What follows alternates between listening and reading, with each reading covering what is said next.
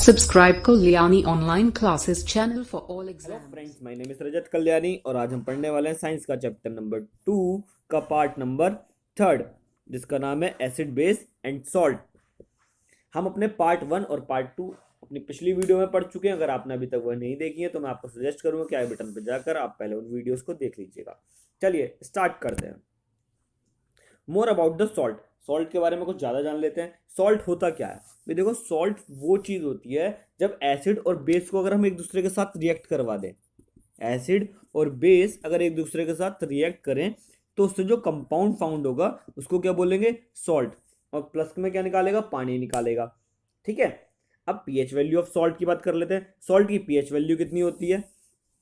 तो अगर हम स्ट्रॉन्ग एसिड, क्या भाई, स्ट्रॉन्ग एसिड और स्ट्रॉन्ग बेस दोनों को ऐड करके कोई सॉल्ट बनाएंगे तो वो कैसी सॉल्ट बनेगी? न्यूट्रल सॉल्ट बनेगी। कैसी बनेगी? न्यूट्रल। जिसकी पीएच वैल्यू क्या होगी? 7 होगी। पीएच वैल्यू क्या होगी? 7 होगी। वहीं पे अगर मैं स्ट्रॉन्ग एसिड ले लूं, एसिड तो कैसा लिया मैंने? स्ट्रॉन्ग। और बेस कैसा लिया? वीक। तो जो सॉल्ट बनेगी वो एसिटिक होगी नेचर में। कैसी होगी? एसिटिक होगी, जिसकी पीएच वैल्यू क्या होगी? 7 से कम होगी। वहीं पे अगर मैं स्ट्रॉन्ग बेस ले लूं और वीक एसिड ले लूं तो वो जो सॉल्ट बनेगी वो बेसिक होगी नेचर में और उसकी पीएच वैल्यू 7 से ज़्यादा होगी। आगे बढ़ते हैं। Chemical formula of common salt. Common salt की बात कर लेते हैं, जो हम खाने में इस्तेमाल करते हैं वो सॉल्ट का केमिकल फॉर्मूला NaOH, जो कि हमारा क्या है? बेस है, प्लस के HCl क्या है? हमारा एसिड। तो क्या हुआ भाई? Na, सोडियम ने हाइड्रोजन को क्या कर दिया? रिप्लेस कर दिया। सोडियम ने हाइड्रोजन को रिप्लेस कर दिया और क्या बना लिया? NaCl। और क्या निकल गया? H2O। दैट मीन्स वाटर हमारा जो है वो रिमूव हो गया। ये NaCl जो है ये हमारी क्या है? कॉमन सॉल्ट है। ये NaCl क्या है? हमारी कॉमन सॉल्ट है। ठीक है ना? This is the salt that we can use in our foods. ये वही नमक है जो हम खाने में इस्तेमाल करते हैं। ठीक है। अब ये हमें मिलती कहाँ से, इसके बारे में कुछ जान लेते हैं। Sea water contains many salt dissolve in it. जो हमारा समुद्र का पानी होता है उसके अंदर कई तरीके की नमक जो होती है वो घुली हुई होती है। Sodium chloride crystals are brown due to impurity, this is called rock salt. कहना चाह रहा है जब हमें स्टार्टिंग में समुद्र से सॉल्ट जो मिलती है वो कैसी होती है? ब्राउन कलर की होती है। कैसी होती है? ब्राउन कलर की। ठीक है ना? तो उस तरीके की सॉल्ट्स को क्या बोलते हैं? रॉक सॉल्ट बोलते हैं। क्या बोलते हैं? Rock salt. दैट मीन्स पत्थर की नमक। ठीक है ना? Beds of rock salts were found when sea of the bygones dried up. कहना चाह रहा है कि जब समुद्र के किनारे, देखिए मैं आपको समझा देता हूँ कि नमक कैसे बनती है। नमक क्या होता है भाई? समुद्र के किनारे क्या करते हैं हम? एक बहुत बड़ा सा फील्ड लेके उसके अंदर कॉलम टाइप के बना देते हैं। कई सारे कॉलम बना देते हैं। ठीक है ना? जिनको हिंदी में क्यारियां बोलते हैं। तो क्या होता है? समुद्र का पानी उनके अंदर चला जाता है। जब समुद्र का पानी उनके अंदर चला जाता है तो थोड़ी देर के बाद में वाटर जो होता है वो इवेपोरेट हो जाता है। वाटर इवेपोरेट हो जाता है तो वहां पर सिर्फ क्या बच जाती है? नमक बच जाती है। ठीक है ना? जो कि जम जाती है। ठीक है। और वो कैसी होती है? ब्राउन कलर की होती है। किसी वजह से? इम्प्योरिटीज की वजह से, क्योंकि उसके अंदर काफी सारी इम्प्योरिटीज होती हैं। फिर हम उसको बाद में उस सॉल्ट को वहां से सी की साइड से कलेक्ट कलेक्ट कर लेते हैं, उनको इंडस्ट्रियल एरिया में लेके जाके फिर उनको प्योरीफाई करते हैं, तब जाके वो नमक हम लोग खा पाते हैं। ठीक है ना? Rock salt is mind like a call. कहना चाह रहा है जो जो रॉक सॉल्ट होती है वो इतनी हार्ड होती है जैसे कि हमारा कोयला, पत्थर होता है ना कोयला, उस टाइप से होती है, काफी हार्ड। ठीक है। आगे बढ़ते हैं। अच्छा, अब कहना चाह रहा है कि कॉमन सॉल्ट जो होती है वो कई सारे हमारे चीजों को बनाने के लिए इस्तेमाल होती है। That means like a raw material इस्तेमाल होता है कई सारी चीजों को बनाने के लिए। ठीक है ना? किस किस को? Sodium hydroxide, washing soda, baking soda and baking powder. देख लीजिए। अब हम bleaching powder, sorry, bleaching powder, washing soda, baking soda और सोडियम हाइड्रो ऑक्साइड। सबसे पहले जान लेते हैं सोडियम हाइड्रो ऑक्साइड के बारे में। तो क्या कह रहा है? When electricity is pass through an aqueous solution of a sodium chloride, it's decomposed to form a sodium hydroxide. This process is called as chloralkali process. देखो क्या कहना चाह रहा है, जब हम नमक को एक पानी के सॉल्यूशन में है, नमक जो है वो पानी के सॉल्यूशन में है, उसके अंदर हम इलेक्ट्रिसिटी पास आउट करवा दें, ठीक है, तो क्या होगा?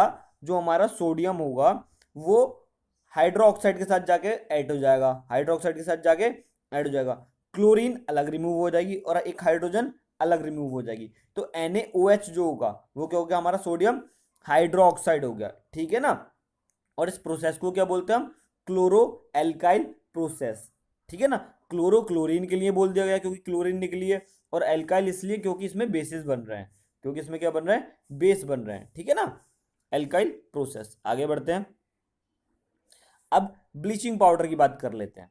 देखिए bleaching powder is produce by action of dry slate lime, कहना चाह रहा है जो स्लेट लाइम होती है हमारी उसको यूज करके, उस क्या कर रहा है हमने स्लेट लाइम लिया और उसको क्या किया हमने क्लोरीन की प्रेजेंस में रिएक्ट करवाया, तो उसने क्या बनाया CaOCl2 जिसको हम क्या बोलते हैं, ब्लीचिंग पाउडर बोलते हैं। क्या बोलते हैं, ब्लीचिंग पाउडर। अब अच्छा इसके यूजेस देख लेते हैं, ब्लीचिंग पाउडर कहाँ कहाँ इस्तेमाल होता है। For bleaching cotton and link in the textile industries, for bleaching woods in a paper factories, and bleaching the washing clothes in a laundry। कहना चाह रहा है जो ब्लीचिंग, कहना चाह रहा है कॉटन, जो हमारी कॉटन इंडस्ट्रीज के अंदर कॉटन होती है उसको ब्लीच करने के लिए, हमारे कपड़ों को वॉश करने के लिए इस्तेमाल होता है इसका, कहना चाह रहा है। और टेक्सटाइल इंडस्ट्रीज में भी इसका इस्तेमाल होता है, और जो हमारे पेपर्स फैक्ट्रीज होती है ना, पेपर फैक्ट्रीज में भी इसका इस्तेमाल करते हैं, ठीक है ना। और सन जानते हो ना आप लोग, सन के कपड़े जो बनते हैं वहां पर, उस इंडस्ट्रीज में भी इसका इस्तेमाल होता है। और क्या, as an oxidising agent in many chemical industries, और इसका इस्तेमाल ऑक्सीडाइज एजेंट के रूप में भी होता है, कई सारी केमिकल फैक्ट्रीज के अंदर इसका ऑक्सीडाइजिंग एजेंट के रूप में भी इसका इस्तेमाल होता है। For disinfected drinking water to make free for germs, और इसका हम इस्तेमाल करते हैं पानी के अंदर इसको मिला देते हैं, ठीक है ना, पानी के अंदर इसको मिला देते हैं तो ये क्या करता है, सारे जर्म्स को क्या कर देता है, किल कर देता है। फिर ये जो हमारा वो वाटर होता है वो क्या हो जाता है, पीने योग्य हो जाता है, दैट मीन्स हम उसको फिर पी सकते हैं, ठीक है। आगे बढ़ते हैं, baking soda, the soda commonly used in a kitchen. Baking soda वही सोडा जो हम घर में खाने वाला सोडा होता है ना, उसकी बात कर रहे हैं हम, जो हम किचन में सोडा इस्तेमाल करते हैं केक बनाने के लिए और बाकी सारी चीज़ों को बनाने के लिए, ठीक है ना। The chemical name is sodium hydrocarbonate, क्या नाम होता है इसका, सोडियम हाइड्रोकार्बोनेट, NaHCO3। देखिए NaCl प्लस वाटर प्लस के H2O प्लस के NH3, दैट मीन्स अमोनिया। हमने क्या किया, नमक को पानी के साथ कार्बन डाइऑक्साइड की प्रेजेंस में अमोनिया के साथ रिएक्ट करवाया, तो क्या बनाएगा वो NH4Cl3, जिसको क्या बोलते हैं हम अमोनियम क्लोराइड। और दूसरी तरफ क्या बनाएगा, NaHCO3, that means sodium hydrocarbonate, जो कि हमारा क्या होता है, बेकिंग सोडा होता है। यह है हमारा बेकिंग सोडा, ठीक है ना। अब बेकिंग सोडा को जब हम खाने में डालते हैं तो वो रिएक्शन कौन सी होती है, तब क्या होता है, ये देखो हमने बेकिंग सोडा को क्या किया, हीट किया, हीट करते समय उसने क्या बनाया, सोडियम कार्बोनेट बनाया, प्लस के वाटर प्लस के कार्बन डाइऑक्साइड निकाल दिया। इस कार्बन डाइऑक्साइड की वजह से जो हमारा केक होता है वो स्पंची सा हो जाता है, ठीक है ना, उसके अंदर एयर फिलअप हो जाती है, बोलते हैं ना स्पंची सा हो जाता है केक वगैरह, जो भी हम बेकिंग सोडा डालते हैं तो उसके अंदर, ठीक है।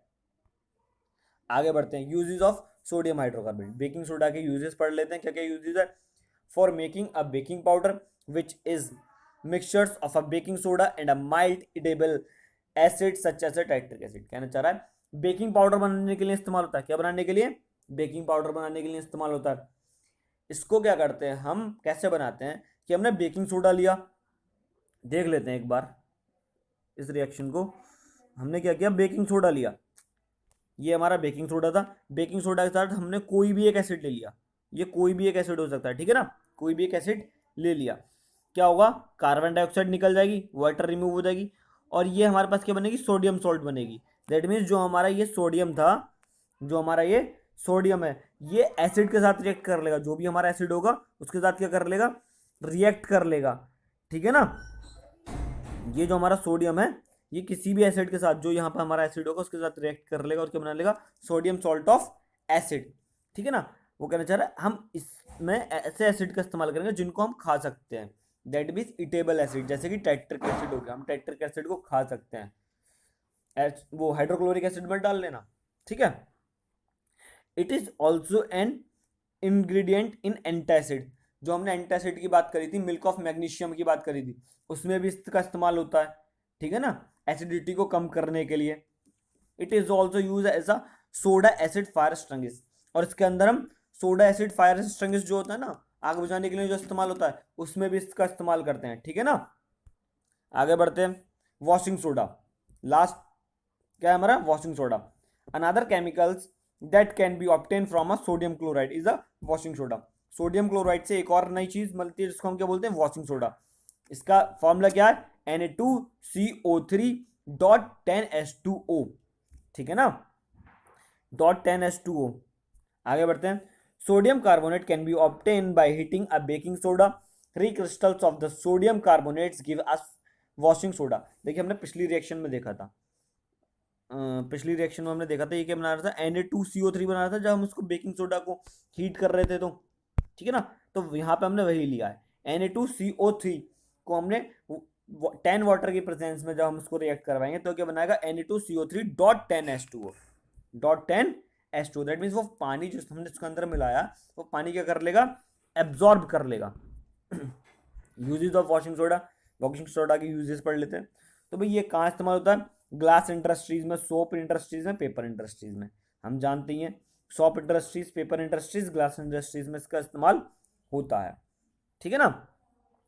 It is remove permanent hardness of water, ये वाटर की परमानेंट हार्डनेस भी रिमूव कर देता है। इसके बारे में और ज्यादा जानकारी हमें मिलेगी चैप्टर नंबर 4 में, ठीक है ना।